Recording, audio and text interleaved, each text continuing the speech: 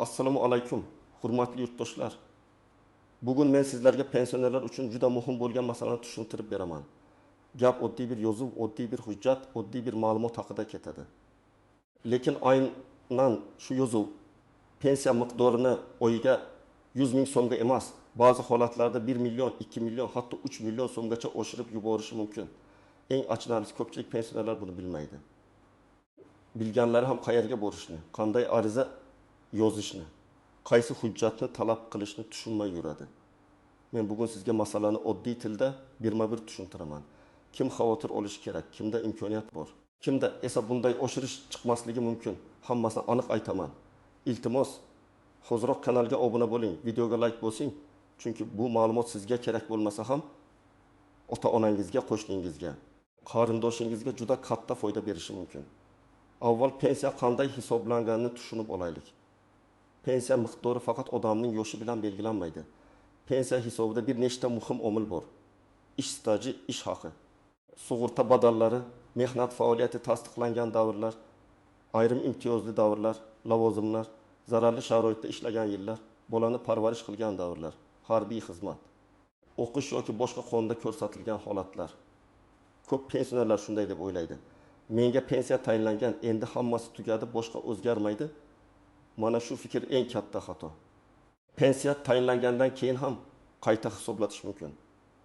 Agar sizning mehnat daftarchangizda, arxiv ma'lumotingizda ish haqi to'g'risidagi ma'lumotnomada yoki boshqa rasmiy hujjatda ilgari hisobga olinmagan davr bo'lsa, pensiya jamg'armasiga murojaat qilib, pensiyani qayta ko'rib chiqishni so'rashingiz mumkin.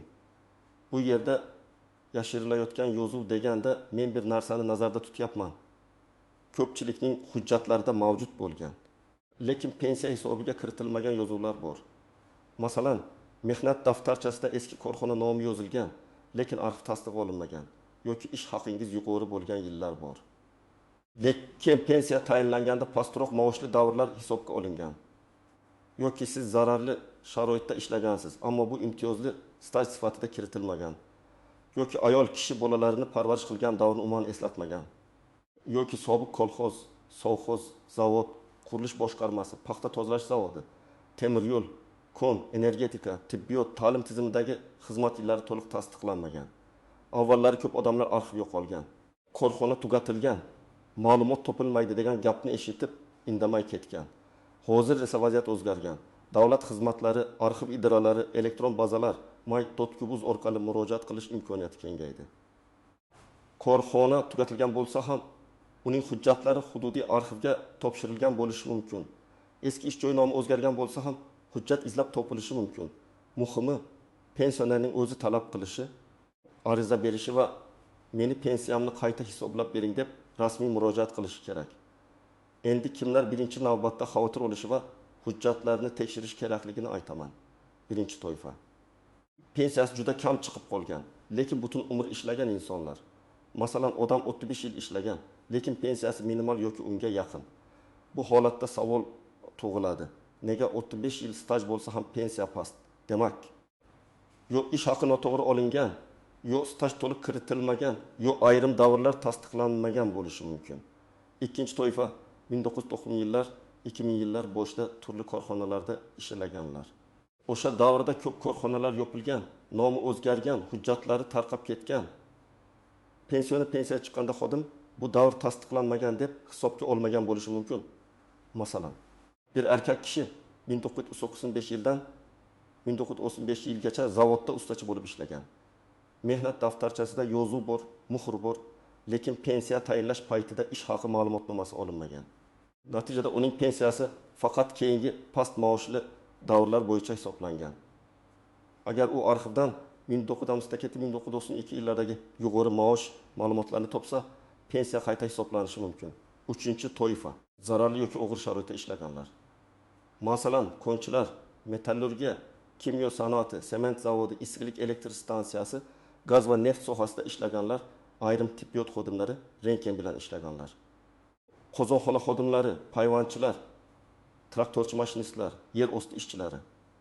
Bunday ba'zan oddiy staj emas, imtiyozli staj sifatida ko'riladi. Agar mehnat daftarchasida lavozim oddiy yozilgan bo'lsa, masalan, ishchi deb yozilib, aslida zararli sexda ishlagan bo'lsa, bu imtiyoz hisobga olinmay qolishi mumkin. Bunday paytda ish joyidan yoki arxidan aniqlashtiruvchi ma'lumotnoma kerak bo'ladi. Qaysi sexda, qaysi lavozimda, qanday sharoitda necha yil ishlagani ko'rsatilishi zarur. 4-toifa ayollar, ayniqsa ko'p farzandli onalar. Bolani parvarish qilgan davrlar, dekret ta'tili, ishga qaytish oralig'i, bolalar soni. Ayrim holatlarda stajga ta'sir qilishi mumkin. Ko'p ayollar pensiya tayinlashda men uyda bola qaraganman, bu hisobga kirmaydi deb o'ylaydi. Har bir davr alohida tekshirilishi kerak. Tug'ilganlik guvohnomalari, nikoh hujjatlari, familiya o'zgargan bo'lsa, buni tasdiqlovchi hujjatlar kerak bo'ladi. Ayrim ayollarda hujjatlar to'liq topshirilmaganligi sababli staj kamroq ko'rsatilgan bo'ladi. 5-toifa. Sobiq kolxoz va sovxoz ishchilari. Bu juda muhim. Qishloq joylarda odamlar o'tib ming yil ishlab, lekin hujjatlari to'liq yuritilmagan bo'lishi mumkin. Mehnat daftarchasiga faqat kolxoz a'zosi deb yozilgan, lekin ish haqi, mehnat kuni, brigada, tabel, buyruq nusxasi alohida arxivda qolgan bo'ladi. Agar bu ma'lumotlar topilsa, staj va ish haqi bo'yicha pensiya qayta ko'riladi. Ayniqsa paxta mavsumi, chorvachilik, traktor brigadasi, suv xo'jaligi, fermer xo'jaligi oldingi davrlari bo'yicha hujjat izlash kerak. Endi bir nechta hayotiy misol keltiraman. Tasavvur qiling, 67 yoshli amakining pensiyasi 1.200.000 so'm. U 32 yil ishlagani aytadi. Hujjatni tekshirsak, pensiya hisobida faqat 24 yil staj ko'rsatilgan. Qolgan 1 yil eski korxona bo'yicha tasdiqlanmagan. Amaki arxivga murojaat qiladi, eski buyruqlar, ishga qabul qilish va ishdan bo'shatish yozuvlari topiladi. Staj 38 yilga yetadi. Natijada pensiya sezilarli oshadi. Har bir holatda miqdor boshqacha bo'ladi. Lekin asosiy farq mana shu hisobga kirmagan yillar pulga aylanadi. Yana bir misol. 13 yoshli opa tikuv fabrikasida ishlagan. Pensiya tayinlanganda uning 5 yil yuqori ish haqi olgan davri kiritilmagan. Chunki ma'lumotnoma bo'lmagan, pensiya pastroq chiqadi. Keyin opa arxivdan 1997-1990 yillar bo'yicha ish haqi ma'lumotini oladi. O'sha yillarda u reja ortig'i bilan ishlagan, mukofot puli olgan, maoshi boshqalarga qaraganda yuqori bo'lgan. Pensiya jamg'armasi qayta hisob qiladi. Natijada pensiya oyiga 700.000 so'mga oshishi mumkin. Agar farq katta bo'lsa, ba'zi holatlarda 20 million yoki undan ham ko'proq bo'ladi. Yana bir vaziyat. Erkak kishi kon sohasida 2 yil ishlagan, lekin mehnat daftarchasida lavozim nomi noto'g'ri yoki umumiy yozilgan. Pensiya oddiy tartibda hisoblangan. U aniqlashtiruvchi ma'lumotnoma oladi. Yer osti sharoitida falon lavozimda ishlagan deb ko'rsatiladi. Ana shu yozuv imtiyozli stajni tasdiqlasa, pensiya huquqi ham, to'g'ri ham o'zgarishi mumkin. Mana shunday holatlarda odamlar bitta yozuv nimani o'zgartirardi deb o'ylaydi. Aslida esa bitta to'g'ri yozuv butun pensiya hisobini o'zgartirib yuboradi. 3 million so'mga oshadi degan gapni ham to'g'ri tushunish kerak. Men sizga hamma pensionerning pensiyasi avtomatik ravishda 3 millionga oshadi demayapman. Bunday bo'lmaydi. Lekin ayrim holatlarda, ayniqsa ko'p yillik staj hisobga olinmagan bo'lsa, yuqori ish haqi davrlari kiritilmagan bo'lsa, imtiyozli staj e'tibordan chetda qolgan bo'lsa, qayta hisoblash natijasida oyma-oy sezilarli qo'shimcha chiqishi mumkin. Kimdadir 200.000 so'm, kimdadir 500.000 so'm, kimdadir 500.000 so'm, kimdadir 1 million so'm, kimdadir undan ham ko'p. Eng muhimi, tekshirmasdan turib menda chiqmaydi demaslik kerak. Endi istisnolar, tuzoqlar va ko'pchilik bilmaydigan nozik jihatlarga o'tamiz. Birinchi tuzoq, mehnat daftarchasidagi yozuvning o'zi har doim yetarli bo'lavermaydi. Agar yozuvda sana xato bo'lsa, muhr noaniq bo'lsa, lavozim to'liq yozilmagan bo'lsa, korxona nomi qisqartirib yozilgan bo'lsa, pensiya jamg'armasi qo'shimcha tasdiq so'rashi mumkin. Shuning uchun arxiv ma'lumotnomasi juda muhim. Ikkinchi tuzoq, ish haqi ma'lumotnomasi va staj ma'lumotnomasi boshqa narsa. Ba'zi odamlar arxivdan faqat falon yildan falon yilgacha ishlagan degan ma'lumot olib keladi. Bu stajni tasdiqlaydi, lekin ish haqini tasdiqlamaydi. Pensiyani oshirish uchun esa ba'zan aynan ish haqi ma'lumotlari kerak bo'ladi. Ma'lumotnomada oyma-oy yoki yillik ish haqi ko'rsatilgan bo'lishi, hujjat arxiv manbasiga asoslangan bo'lishi, imzo va muhr bilan tasdiqlanishi kerak. Uchinchi tuzoq, familiya o'zgargan bo'lsa, hujjatlar bir-biriga ulanmay qoladi. Masalan, ayol kishi qizlik familiyasi bilan 10 yil ishlagan, keyin turmushga chiqib familiyasi o'zgargan. Mehnat daftarchasida eski familiya, pasportda yangi familiya. Agar nikoh guvohnomasi yoki familiya o'zgarganini tasdiqlovchi hujjat bo'lmasa, bu davrni bog'lash qiyinlashadi. Shuning uchun barcha hujjatlar zanjir kabi bir-biriga ulanib turishi kerak. 4-tuzoq og'zaki aytish hech narsani hal qilmaydi. Pensiya jamg'armasiga borib, men falon joyda ishlaganman desa, bu yetarli emas. Har bir gap hujjat bilan tasdiqlanishi kerak. Ariza yozilsa, ro'yxatdan o'tkazilsa, unga javob berilishi shart. Og'zaki suhbatdan esa ko'pincha natija chiqmaydi. Shuning uchun men doim aytaman, huquqingizni og'zaki emas, yozma ravishda talab qiling. 5-nozik jihat. Barcha topilgan hujjat ham pensiyani oshirmaydi. Masalan, siz 2 yil qo'shimcha staj topdingiz, lekin sizda staj allaqachon yetarli bo'lishi mumkin. Yoki topilgan ish haqi davri avval hisobga olingan davrdan past bo'lishi mumkin. Bunday holatda pensiya oshmasligi ham mumkin. Lekin buni faqat hisob-kitobdan keyin bilasiz. Taxmin bilan emas, rasmiy qayta hisoblash bilan aniqlash kerak. 6-masala ortga to'lov. Ko'pchilik agar menga 5 yil oldin kam pensiya to'langan bo'lsa, hammasini qaytarib berishadimi deb so'raydi. Bu masala qonuniy tartibga bog'liq. Odatda qayta hisoblash ariza va hujjatlar taqdim etilgan vaqtdan boshlab qo'llanadi yoki belgilangan tartibda ko'rib chiqiladi. Agar xatolik davlat organi tomonidan qilingan bo'lsa, alohida tartib bo'lishi mumkin.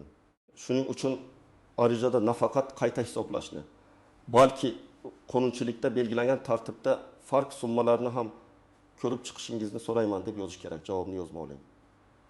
Agar rozi bo'lmasangiz, yug'ori organga shikoyat qiling. 7-masala vositachilar. Ba'zi odamlar men pensiyangizni 3 millionga oshirib beraman, oldindan pul bering deb aldashi mumkin. Bunga juda ehtiyot bo'ling. Pensiya hujjatlarini yig'ish, arxivdan ma'lumot olish, ariza berish qonuniy yo'l bilan qilinadi. Hech kim kafolat bilan albatta shuncha oshadi deb ayta olmaydi. Mutaxassis faqat hujjatni tekshiradi, imkoniyatni baholaydi. Lekin yakuniy hisobni vakolatli organ qiladi. Shuning uchun pulingizni firibgarlarga bermang. Hujjatlarni o'zingiz yoki ishonchli yaqinlaringiz orqali rasmiy tartibda topshiring. 8-nozik jihat. Elektron bazada yo'q degani, huquq yo'q degani emas. Eski davrlarda hamma ma'lumot elektron bo'lmagan. Agar tizimda ko'rinmasa, arxivda qog'oz hujjat bo'lishi mumkin. Ayniqsa 1980-yillar, 1990-yillar. 2000-yillar boshidagi ish staji bo'yicha qog'oz buyruqlar, shaxsiy hisob varaqalari, ish haqi vedomotlari, tabel daftarlar saqlangan bo'lishi mumkin. Shuning uchun bazadan chiqmadi degan javob bilan to'xtab qolmang. Endi aniq nima qilish kerakligini bosqichma-bosqich aytaman. 1-qadam. Uyda barcha hujjatlarni stol ustiga qo'ying. Mehnat daftarchasi, pasport yoki ID karta, pensiya guvohnomasi, SNILS yoki shaxsiy identifikatsiya ma'lumotlari, diplom, harbiy bilet, nikoh guvohnomasi, farzandlarning tug'ilganlik guvohnomalari, eski ish joylaridan berilgan ma'lumotnomalar, kofot yoki lavozimga tayinlash buyruqlari nusxalari, kasaba uyushmasi hujjatlari, arxiv javoblari hammasini yig'ing. 2-qadam. Mehnat daftarchasini varaqlab, har bir ish joyini alohida ro'yxat qiling. Masalan, 1970-gacha 1984 maktab, 1992 zavod, 1992 fermer xo'jaligi, 1992 2005 tuman shifoxonasi. Har bir davr oldiga savol qo'ying. Bu davr pensiya hisobiga kiritilganmi? Ish haqi olinganmi? Lavozim to'g'ri yozilganmi? Sana aniqmi? Muhr bormi? Korxona hozir mavjudmi yoki arxivga topshirilganmi? 3-qadam. Pensiya jamg'armasining tuman yoki shahar bo'limiga yozma ariza bilan murojaat qiling. Ariza mazmunida yozishingiz mumkin. Mening pensiyam tayinlanganda barcha mehnat stajim, ish haqi ma'lumotlarim va imtiyozli davrlarim to'liq hisobga olinmaganini tekshirishingizni. Taqdim etilgan qo'shimcha hujjatlar asosida pensiyamni qayta hisoblab berishingizni so'rayman. Arizaga hujjat nusxalarini ilova qiling. Arizangiz qabul qilinganini tasdiqlovchi ro'yxat raqamini oling. 4-qadam. Agar biror davr tasdiqlanmagan bo'lsa, arxivga murojaat qiling. Qayerga murojaat qilish kerak? Avvalo o'sha korxona joylashgan tuman yoki viloyat arxiviga, agar korxona vazirlikka qarashli bo'lgan bo'lsa, tarmoq arxivlari ham bo'lishi mumkin. Davlat xizmatlari markazi orqali ham so'rov berish mumkin. My.gov orqali elektron murojaat qilish imkoniyatlarini ham tekshiring. Arxivga murojaatda korxona nomini, taxminiy ishlagan yillaringizni, lavozimingizni, familiya o'zgargan bo'lsa, eski va yangi familiyani, Tug'ilgan sanangizni aniq yozing. 5-qadam. Arxivdan faqat umumiy ma'lumot emas, kerakli turdagi ma'lumotni so'rang. Agar staj kerak bo'lsa, ishga qabul qilingan va bo'shatilgan sanalar, buyruq raqamlari, lavozim ko'rsatilgan ma'lumotnoma so'rang. Agar ish haqi kerak bo'lsa, maosh, mukofot, ustama, oyma-oy yoki yillik daromad ko'rsatilgan ma'lumotnoma so'rang. Agar zararli yoki imtiyozli ish bo'lsa, mehnat sharoiti, sex, lavozim, ish turi, to'liq ish kuni ishlagani haqida aniqlashtiruvchi ma'lumotnoma so'rang. 6-qadam. Hujjat kelgach, uni shunchaki papkaga solib qo'ymang. Darhol pensiya jamg'armasiga topshiring va qayta hisoblashni talab qiling. Topshirgan hujjatingizning nusxasida qabul qilingan sana va raqam bo'lsin. Agar elektron topshirsangiz, murojaat raqamini saqlang. Telefon orqali aytilgan gapga ishonib qolmang. Rasmiy javobni kuting. 7-qadam. Rad javobi kelsa, uni diqqat bilan o'qing. Rad etish sababi qanday? Hujjat yetarli emas deyilganmi? Davr tasdiqlanmadi deyilganmi? Qonunchilikka asosan ish qo'llanmaydi deyilganmi? Har bir rad javobiga qarab keyingi qadam tanlanadi. Agar hujjat yetarli bo'lmasa, qo'shimcha arxiv so'rov qilinadi. Agar qonun noto'g'ri qo'llangan deb hisoblasangiz, yuqori pensiya jamg'armasi organiga yoki sudga murojaat qilish mumkin. Lekin buni hissiyot bilan emas, hujjat va dalil bilan qilish kerak. 8-qadam. Oilangizdagi pensionerlar hujjatini ham tekshiring. Ko'p keksalar ariza yozishga qiynaladi. Arxivga bora olmaydi, elektron tizimdan foydalana olmaydi. Farzandlari yordam bermasa. Ular o'z huquqidan bexabar qolib ketadi. Bir kun vaqt ajrating, ota-onangizning mehnat daftarchasini ko'ring. Balki 10 yil hisobga kirmagan davr bordir. Balki yuqori maoshli yillar umuman olinmagandir. Balki imtiyozli staj hujjati yetishmayotgandir. Bu yordam ularga har oy qo'shimcha daromad olib kelishi mumkin. Men yana bir muhim maslahat beraman. Barcha hujjatlarning nusxasini alohida papkada saqlang. Asl hujjatni hech kimga nazoratsiz bermang. Har bir topshirilgan hujjatning ro'yxatini yozib boring. Qachon ariza berdingiz, kim qabul qildi, qaysi raqam bilan ro'yxatga olindi, javob qachon keldi. Hammasini daftar qilib yuriting. Pensiya masalasida tartib intizom juda muhim. Chunki bitta sana yoki bitta ma'lumotnoma butun hisob kitobga ta'sir qiladi.